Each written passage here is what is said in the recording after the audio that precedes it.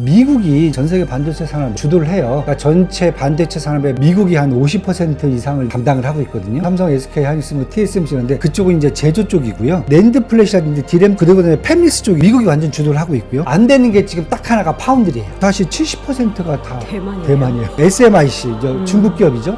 화홍반도체 이 두 개가 파운드리 쪽이 한 8%를 차지합니다. 삼성전자는 지금 9.3%예요. 인텔이 이걸 하겠다라고 지금 공장 크게 져놓고 있는데 잘 안 돌아가요. TSMC 새로 진 그 파운드리 공장이 애리조나 피닉스에 있고요. 인텔은 미국 애리조나 챈들러에 있어요. 차라리 두 개를 합작사를 만들어 버린다. 지금 이 얘기가 나오는 겁니다. 처음에 TSMC 쪽에서는 막 반발을 한 거죠. 이럴 거면은 차라리 관세 내고 그냥. 근데 제가 봤을 때는 받아들일 것 같아요. 안 그러면은 사실은 미국에 수출하는 게 문제가 아니라 글로벌로 판매가 힘들어져요. 왜냐하면 엔비디아가 사실 주문을 많이 내잖아요. AMD라든지 그런 주문들을 아마 미국 정부에서 막을 수도 있을 것 같아요.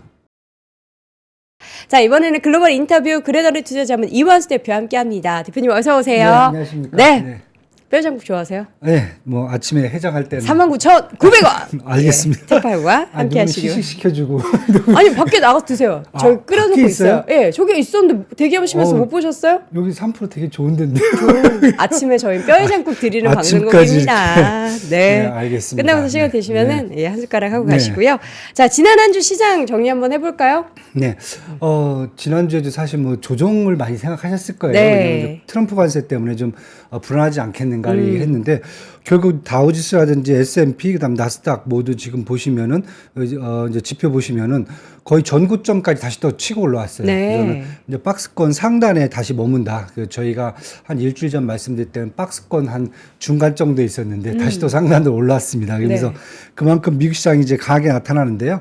지난주 같은 경우는 사실 인플레이션 지표들이 좀 상승을 했어요. CPI, PPI가 좀 상승하면서 이렇게 되면 좀 쉽지 않겠다. 매크로 상황이. 그러나 트럼프 관세가 좀 약간 완화되는 분위기였거든요. 그러니까 뭐 딱히 뭐 리스크가 제거됐다는 게 아니라 네. 이제 상호 관제로 좀 전환이 되면서 그쵸. 이 부분이 좀 완화가 될 수 있다. 그다음에 빅테크들의 실적이 되게 호주가 나왔어요. 그래서 뭐 팔란티어, 쇼피파이, 뭐 시스코 시스템, 그다음에 엠러빈까지 뭐 작년에 뭐 최대 수익률 때 엠러빈, 로빈후드, 팔로알토 네트워크스까지 기본적인 기술주들이 다 호실적이 나타나면서 결국 지난주에 채권 수익률도 좀 안정화가 되고요. 그다음에 달러화도 약세로 전환되면서 결국 주가는 박스권 상단으로 올라왔다라고 보시면 될 것 같고요.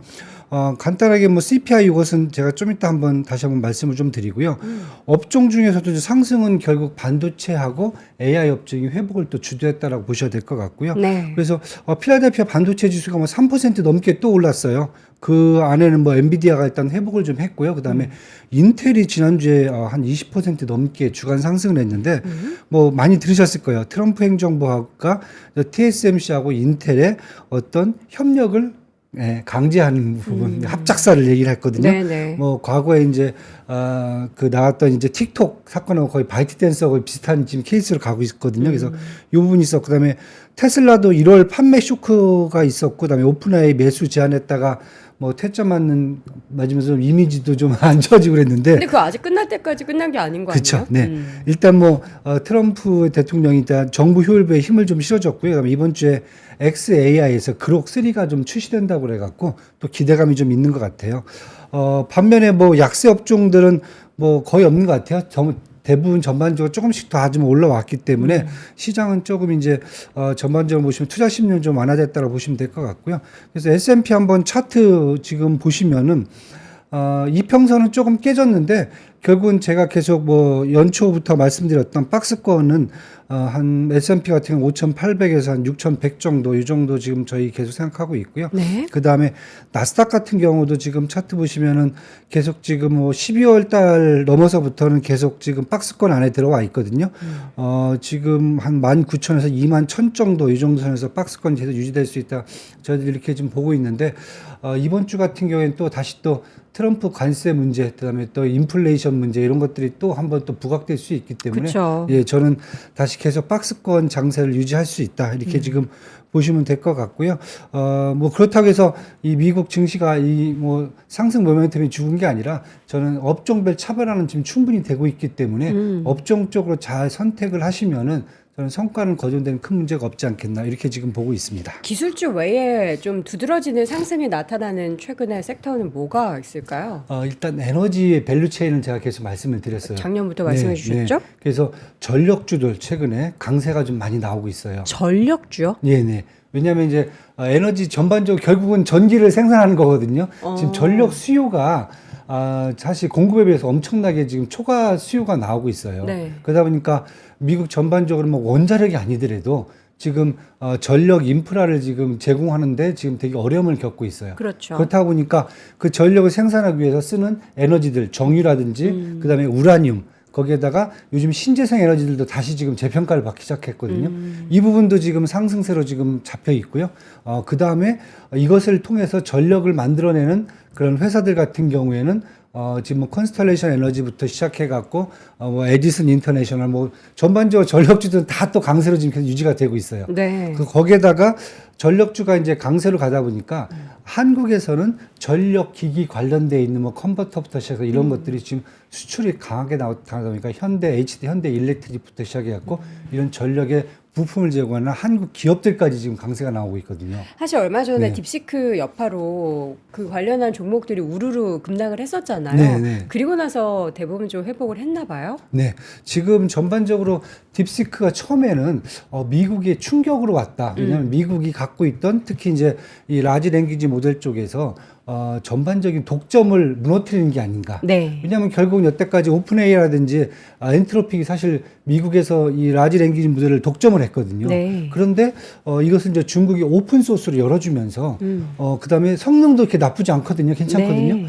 이 부분들이 오픈 소스로 나오니까 결국은 전 세계가 이렇게 되면은 미국의 독점보다는 일단 미중 간의 어떤 경쟁 구도로 가야 되지 않겠냐 이런 생각이 나오면서 미국의 이제 이 AI 종목들이 좀 충격을 좀 받았는데 지금 시간이 조금 지나면서 보니까 이 부분이 결국은 글로벌 AI 산업을 성장시키기 때문에 미국한테도 유리하다. 네. 그리고 이게 첫 번째고 두 번째는 또 미국 내에서도 AI 또 산업 간에 또 경쟁이 붙었거든요. 예를 들면 뭐 엔비디아가 종합 AI 회사로 지금 전환하고 있고요. 그다음에 여기에 맞춰갖고 스타게이트라는 프로젝트가 지금 종합 AI 회사를 지금 나온 거거든요. 그다음에 지금 그 다음으로 지금 뭐 팔란티어 쪽에서 이제 이제 피터 틸 요 이제 CEO가 아니죠. 창업주가 또 그쪽 욕심을 내고 있다. 그다음에 요즘 또 메타도 보면 또 완전히 뭐 반도체까지 또 개발한다고 국내 퓨리오사 AI 반도체사까지 네. 팹리스까지 인수를 했잖아요. 그러다 보니까 메타도 지금 종합 AI에서 갈 수가 있다. 이러면서 지금 전반적으로 AI 산업이 다시 제2의 지금 모멘텀을 갖고 있지 않는가. 이렇게 지금 보여지면서 시장이 좀 올라오고 있고요. 이따 또 말씀드리겠지만 또 반도체 쪽에서도 트럼프 행정부가 또 새롭게 좀 글로벌 반도체 산업에 또 큰 영향을 미칠 수 있는 좀 변수까지 나오고 있기 때문에 네. 결국은 시장이 앞으로 장기 모멘텀은 결국 AI하고 반도체, AI 반도체 이쪽이 가장 크다라고 보셔야 될 것 같아요, 지금은요. 지금 상황에서 이제 우리가 다양한 섹터, 그동안에는 뭐 얼마 전에 발표된 그 13F 내용을 보셔서도 알겠지만 빅테크 종목들 비중이 줄어든 그런 가운데 다른 쪽으로도 매기가 확산되고 있기 때문에 우리들의 포트폴리오도 약간 또 그런 부분을 좀 참고를 해야 되지 않을까라는 생각이 듭니다. 지수 내용 확인을 한번 해봤고요. 그래서 이제 앞으로의 포인트는 뭘까요? 어디에 집중을 해서 좀 시장을 바라봐야 되는 걸까요? 일단은 사실 두 개가 지금 연결이 돼 있어요. 트럼프 행정부의 관세 부과가 과연 이제 미국의 인플레이션을 어느 정도 상승시킬까. 사실 이게 지금 가장 어떻게 보세요? 저는 지금 분위기로는 상승이 좀 나올 것 같아요. 인플레이션이 확실히. 그게 네. 그러니까 초반에는 상승이 보일 수 있어도 네. 결국 뭐 트럼프 대통령의 이런 정책들로 인해서 네. 꺾일 것이다라는 이제 아주 긍정적인 시나리오가 있는 그쵸, 네. 반면에 지금 뭐 뉴욕타임즈 보도는 물론 정치적인 성향이 약간 있는 그런 편이긴 하지만 트럼프의 관세 정책은 결국에는 미국 경제를 좀 힘들게 할 거다. 네. 결국에는 이제 인플레이션을 올려서 힘들게 할 거다라는 그런 얘기도 맞습니다. 있고요. 왜냐하면 지금 뚜껑을 일단 열었어요. 열었더니 지금 그러니까 예를 들게요. 철강하고 알루미늄 25% 관세 부과를 했어요. 네. 이렇게 됐으면 사실 미국 내 US스틸이라든지 이런 이제 미국 업체들한테 되게 유리할 거다 이렇게 생각을 했는데 지금 딱 보니까 문제는 미국 내 제조업이 없다 보니까 철강 알루미늄을 미국 내 수요만큼 지금 자국 내 기업들이 생산할 수 있는 캐퍼가 안 돼요. 문제가 그겁니다. 네. 그러다 보니까 한 일주일 지나가서 이렇게 되면은 결국은 한국산, 뭐 독일산, 일본산, 뭐 인도산 스틸 다시 수입을 해야 되는데 무조건 일정량은 수입을 해야 돼요. 그쵸. 그런데 관세를 부과해 버렸으니까 결국은 비싼 값을 다시 또 들고 오겠다는 거죠. 그렇게 되면은 제조업에서 문제가 단가 문제가 또 생길 수가 있거든요. 네. 그래서 지금 이렇게 지금 문제가 되다 보니까 지난주에 이제 CPI가 1월달 CPI가 3.0% 상승이 나타났고요. 근원 CPI가 3.3%가 나타났어요. 네. 그래서 3%대로 진입하면서 연준이 얘기한 2%대 인플레이션 목표치에 문제가 생긴 게 아닌가 이런 얘기를 했었는데 그러면서도 야 사실은 뭐 2월 달부터 이 관세 부과를 시작했기 때문에 이건 아닐 거야라고 얘기를 했는데 보니까 중국 같은 경우 이미 바이든 정부에서 올해 1월 1일부터 관세 부과를 시작을 했어요. 평균 네. 50%를. 그래서 그 부분이 지금 크게 영향을 미치지 않았는가. 왜냐하면 중국이 미국 수입품에서 차지하는 비중이 한 15%거든요. 그 부분에 대해서 관세가 50% 부과가 시작됐다라고 하면은 1월 달 내내요. 그렇다고 보면 지금 요 정도의 인플레이션을 좀 끌어올린다라고 가정했을 경우에 지금 앞으로 나올 것들이 지금 되게 많아요. 일단 2월 달부터 멕시코하고 캐나다도 부과를 시작을 했고요. 관세를 그다음에 그다음에 뭐 철강 알루미늄 일단 품목별로 부과가 시작됐고요. 그다음에 자동차하고 반도체 의약품도 지금 이제 품목별로 지금 관세를 매긴다고 그러고 있고요. 그다음에 네. EU하고 일본하고 인도는 이제 상호 관세로 지금 언급을 하고 있거든요. 그래서 시기는 아직 지금 얘기를 안 하고 있어요. 이렇게 되다 보면은 중국 하나 갖고도 지금 1월 달에 인플레이션 요 정도 올라오는데 2월 달에 지금 부과되기 시작한 것까지 합치면은 좀 문제가 되지 않겠는가. 벌써 이제 이렇게 지금 눈에 보이는 것 같고요. 그리고 뭐 일단은 반대쪽 의견에서 본다면은 일단 러시아 우크라이나 전쟁 종전 협상이 들어가니까 이 부분이 좀 인플레이션 낮출 수 있다. 그다음에 어제 뭐 주말 내내 지금 나왔던 게 미국이 지금 그 직원들 인턴 직원들이죠. 연방 정부의 인턴 직원들 1만 명을 해고를 했어요. 하루에 예. 뭐 그냥 짐 싸갖고 나가면 이렇게 됐는데 앞으로 연방 직원 20만 명 지금 그 권고퇴직을 지금 시행하겠다고 그러거든요. 안 할 경우에는 이제 강제퇴직시키겠다. 20만 명 정도면은 연방 직원이 한 230만 명 정도 되거든요. 그렇다고 한 10% 정도를 지금 감문시킨다. 그러면은 이쪽에서는 또 전반적으로 연방 재정 적자를 좀 어느 정도 완화시킬 수 있는 부분들이 또 생긴다. 이렇게 좀 얘기를 하고 있는데 제가 봤을 때는 당장에 이쪽이 효과를 주긴 좀 쉽지 않을 것 같고요. 네. 일단은 인플레이션은 2월 달에 올라가기 때문에 지금 이제 차트 제가 이렇게 지금 갖고 와 있는데 이 차트 보시면은 파란색은 다 인플레이션이거든요. 위에 이제 검은색이 기준금리인데 아직까지 갭 차이는 커요. 충분히 지금. 그래서 이 갭이 지금 문제를 일으킨다라고 지금 트럼프 행정부가 계속 얘기를 하고 있거든요.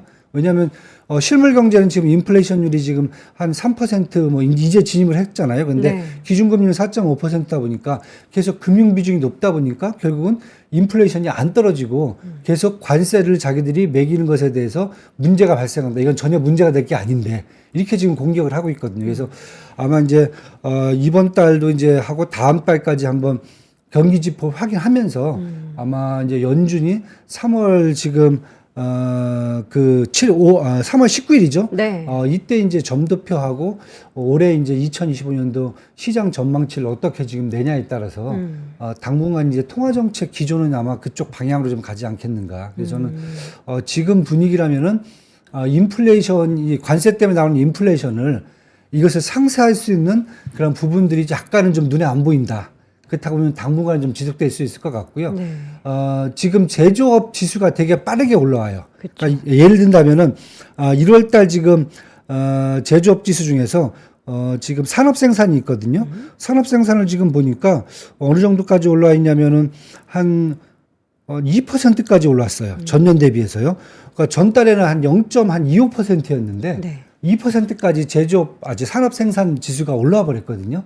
그렇다고 보면 지금 반대로 한쪽에서는 관세 부과 때문에 이게 수요를 지금 못 따라가는 부분이 생길 수가 있는데 한쪽에서는 이제 미국 내 기업들이 생산을 또 시작하고 있다. 네. 이렇게도 좀 보이고 있기 때문에 이 부분이 좀 진행되면은 저는 인플레이션은 좀 완화될 수 있는 여지는 충분하다. 근데 당분간은 관세를 부과하는 만큼 미국 내 이 산업들이 그만큼 생산을 해줘야 되거든요. 자국 내. 그쵸. 그게 지금 안 따라와요.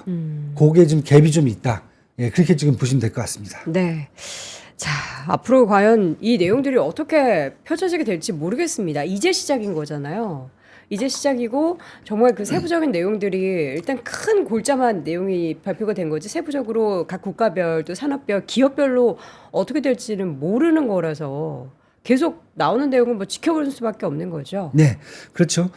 특히 이제 다른 것보다 지금 시장에서 뭐 관심이 큰 게 이제 관세예요. 네. 관세를 트럼프 관세가 지금 어떻게 나올지 계속 지금 저희들이 처음에는 그냥 일괄적으로 뭐 한 20%뭐 부과하면 끝나겠다라고 생각을 했거든요. 네. 단기적으로. 근데 지금 보시면은 되게 다차원적으로 진행돼요. 그렇죠. 그 다음에 이게 하루아침에 끝날 게 아니구나. 보면은 최소한 이건 장기적으로 끌고 갔다는 생각이 들고 있기 때문에 그러네요. 제가 요거 지금 사진 하나 지금 들고 나왔는데 지난주에는 사실 철강 알루미늄이 관세가 25% 부과되면 다들 깜짝 놀랐어요. 갑자기 중국, 멕시코, 캐나다 이 세 개 국가가 미국의 45% 수입을 담당을 하고 있거든요. 네. 이 국가들 일단은 하고 그 다음에 다음 국가로 넘어가지 않겠느냐 이렇게 봤는데 갑자기 이제 품목별로 나오기 시작하는 거예요. 뭐 트럼프 행정부가 얘기한 게 철강이라든지 알루미늄에서 일자리를 다 뺏어가고 있다. 이렇게 얘기하면서 이쪽에 25% 관세 부과를 했고요. 그 다음에 자동차, 반도체, 의약품은 그 다음에 또 하겠다. 네. 이렇게 나왔어요. 그러면서 이렇게 됐을 경우 각국의 이해관계가 막 복잡해지는 거죠. 그리고 나서 지난주에 또 나왔던 게 상호관세세를 이제 부과하겠다. 그러니까 쉽게 해서 뭐냐면은 주요 3개국은 일단은 얘기가 됐고 그 다음 국가들은 뭐 개별적 협상보다는 상호관세죠. 너희들이 우리한테 관세 부과하는 만큼 우리도 똑같이 관세율을 맞추겠다. 그쵸. 이거거든요. 그럼 여기 그림 보시면은 이제 오른쪽 보시면은 이렇게 나옵니다. 인디아가 가장 높아요. 29% 지금 미국 제품에 자기들 수입품에 지금 부과하는 관세가요. 네. 브라질, 그다음에 EU, 뭐 영국, 멕시코, 캐나다는 이미 이제 끝난 것 같고요. 그다음에 거의 20%씩 부과가 됐으니까요. 그다음에 이제 한국, 그다음에 타이완, 뭐 싱가포르 이렇게 돼 있는데 여기서 이제 일본이 좀 빠져 있어요. 일본도 꽤 높거든요. 근데 인디아, 브라질, EU, 일본 공통점이 뭐냐면은 여기는 FTA가 안 맺어 있어요. 미국하고. 자유무역 협정이 아직 안 맺어 있어요. 네. 밑에 이제 한국이라든지 싱가포르는 지금 다 맺어져 있거든요. 뭐 호주라든지 그다음에 페루, 뭐 멕시코, 캐나다 이미 맺어져 있고요. 뭐 거기 빼고는 사실 뭐 이스라엘, 뭐 칠레 이런 국가들밖에 FTA가 지금 미국하고 맺어져 있는 국가들이 없어요. 그리고 2017년부터 19년까지 그때 1차 행정부 때 그때 일본도 사실 FTA를 맺으려고 했었거든요. 근데 또 그게 트럼프 행정부 끝나면서 코로나 들어오면서 흐지부지 또 끝나버렸어요. 그러니까 이러다 보니까 제가 보기에는 지금 상호관세는 그동안 다음 국가들이죠. 앞에 메인 끝났고 그 다음 세컨티어 국가들 할 때 이 사람들이 이제 이쪽 국가들에 대한 것은 일단 그동안 FTA를 안 맞으면서 미국한테 되게 불리하게 작용을 해줬다. 이게 첫 번째인 것 같고요. 두 번째는 일괄적으로 이렇게 나가면은 제가 봤을 때는 정치적으로 협상하기가 되게 유리해진다는 거죠. 왜냐하면 상대방 국가가 그러면은 자기들도 관세율을 더 낮출 수가 있는 거고요. 네. 그다음에 정치적 문제를 좀 해결하는 데 더 유리하지 않겠느냐. 이렇게 됐을 경우에 지금 벌써 반응이 나왔어요. 그래서 인도 같은 경우에는 미국과 무역 적자 해소 협상을 지금 합의했다. 이렇게 지금 지난주에 인도가 나왔고요. 지금 일본 같은 경우는 지난주에 갔다가 사실 가면서 그 얘기를 했어요. 미국산 LNG 등 에너지 상품을 대량으로 미국산을 수입하겠다. 왜냐면 비싸거든요, 미국산들이. 네네. 그럼에도 불구하고 뭐 시게루 총리 같은 경우는 소득 없이 그냥 들어왔거든요. 괜히 철강하고 자동차 같은 경우 일본이 가장 많이 수출하는 품목 중에 하나거든요. 거기에 다 관세 그냥 폭탄 맞고 들어온 상태고 EU 같은 경우에는 지금 사실 어떻게 보면 가장 지금 타겟이 되지 않겠는가. 이때까지 미국과의 그 무역에서 혜택을 받는데 이제 나토 방위 부담이라든지 뭐 덴마크랑 그린란드 그다음에 가자지구 미국 통제 이번에 우크라이나 전쟁도 종전 협상 시작을 했는데 EU는 또 배제가 됐어요. 그래서 지금 EU가 또 반발하고 있거든요.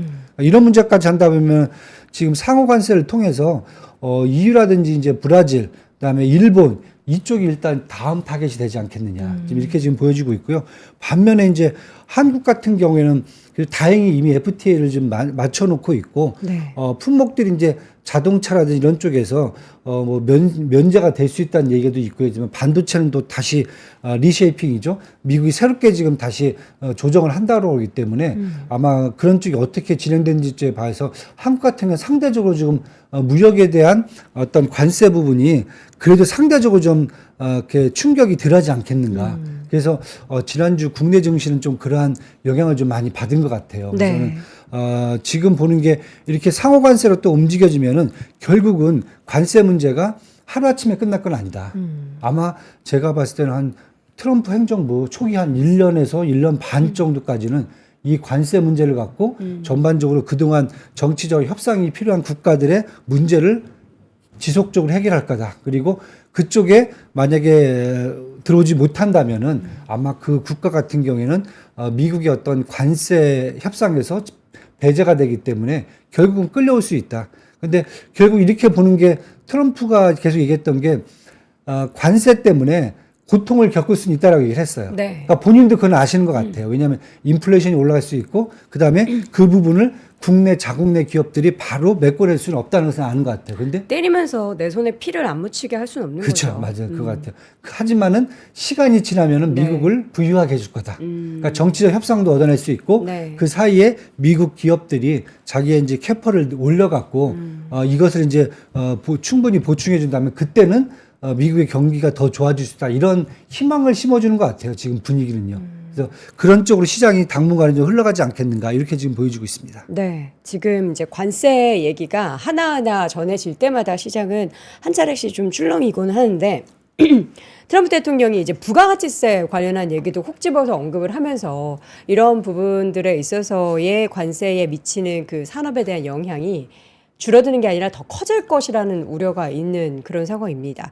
미국도 분명 힘들 테지만 이제 미국 주식 투자하는 우리 투자자분들 입장에서는 계속된 이 불확실성 속에서의 출렁임을 좀 감내를 해야 되고 그래서 이제 앞서 말씀해 주신 것처럼 지난 한 주가 또 좋았어도 이번 주는 또 출렁일 수 있고 주가가 하락할 수 있다라는 것을 늘 염두를 해둬야겠네요. 네, 그렇습니다. 그래서 제가 이제 매크로 상황으로 본다면은 네. 뭐 인플레이션부터 시작해 경제 성장 이런 전반적인 게 사실 지금 불확실성이 지금 앞에 보이거든요. 미국 같은 경우는. 그렇다고 보면 제가 말씀드린 게 지수는 쉽지가 않다. 왜냐하면 지수라는 것은 매크로 상황에 맞춰갖고 움직이거든요. 그쵸. 그런데 반면에 이제 트럼프 행정부가 새로운 정책들 내놓고 이런 거에 따라서 이제 산업별로 수혜가 많이 가는 산업들이 있고 아니면 좀 반대로 좀 약간 피해가는 산업들도 있을 수 있거든요. 네. 그런 측면에서 본다면은 좀 수혜가 가는 산업들이요. 제가 계속 말씀드린 규제와 난제 산업들은 항상 보셔야 된다. 세 가지 계속 말씀을 드리잖아요. 네. 그쪽 산업들에 대해서는 상대적으로 모멘텀을 또 가질 수가 있기 때문에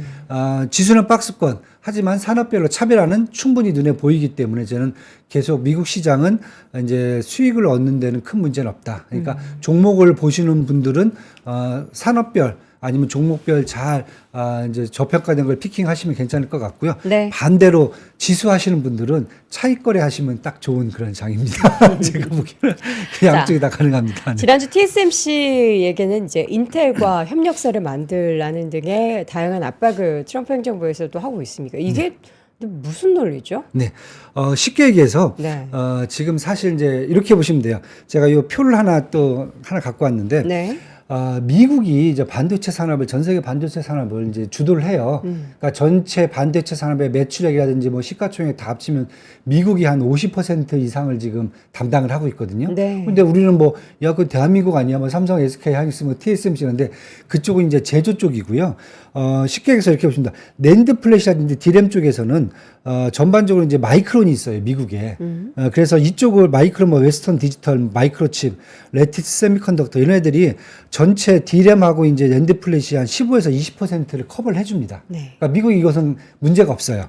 그런데 그리고 팹리스 쪽이죠. 이쪽은 뭐 엔비디아, 램리서치, 뭐 퀄컴 다 있기 때문에 뭐 미국이 완전 주도를 하고 있고요. 그다음에 장비 쪽도 보면은 저희는 ASML만 생각하는데 미국의 어플라이드 머티리얼스라든지 KLA가 거의 더 시장을 더 독점을 하고 있거든요. 그다음에 AI 반도체는 뭐 엔비디아, AMD, 인텔이 다 독점을 하고 있고 안 되는 게 지금 딱 하나가 파운드리예요. 그러니까 파운드리 보시면은 지금 왼쪽에는 제가 이제 디램을 만들어 놨고 오른쪽에는 지금 파운드리인데 파운드리 보시면 64%가 TSMC예요. 그 다음에 UMC가 6%예요.